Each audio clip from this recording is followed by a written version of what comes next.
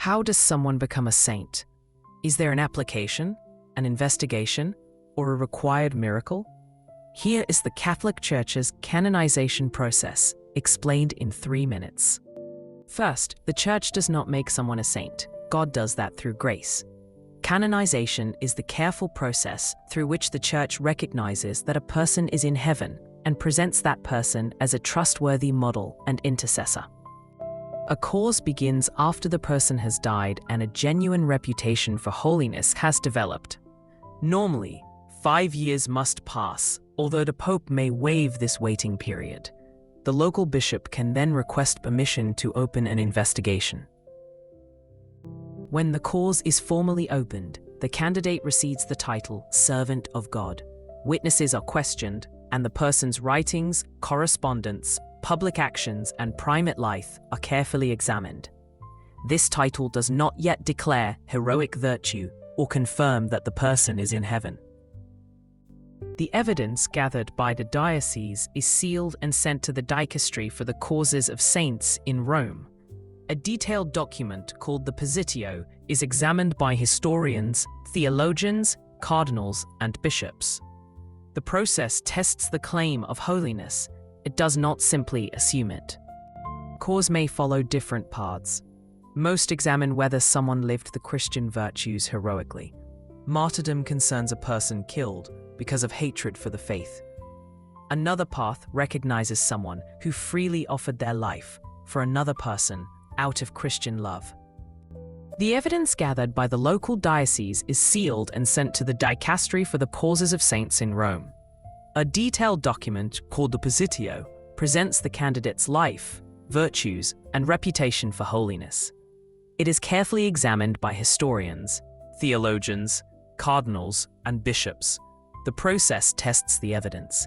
It does not simply assume that the person was a saint. If the Pope recognizes heroic virtue or an approved offering of life, the candidate may be called venerable.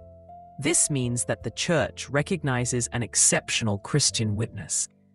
It is not beatification or canonization, and public veneration remains limited. For most non-martyrs, the next stage requires a miracle attributed to the candidate's intercession. Medical experts investigate whether a healing has an adequate scientific explanation. Theologians examine its connection to prayer, and the Pope gets the final approval. God performs the miracle. The Church investigates the claim. After the required approval, the candidate may be beatified and called blessed. Beatification permits public veneration within designated places or communities.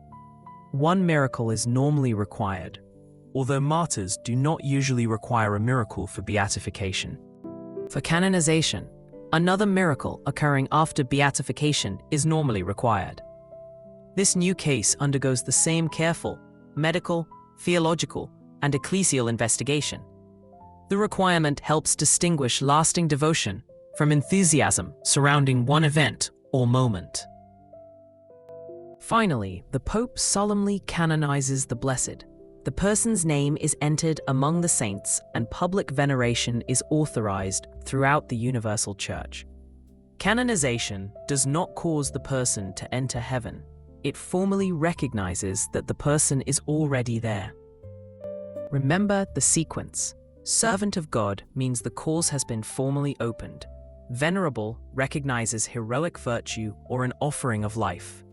Blessed follows beatification, and saint follows canonization. These titles mark stages of recognition, not different levels of heaven. Thank you for watching. Please like, comment, and subscribe for more Catholic concepts explained clearly. The canonization process reminds us that holiness is not reserved for a special few. It is God's call to every one of us. God bless you.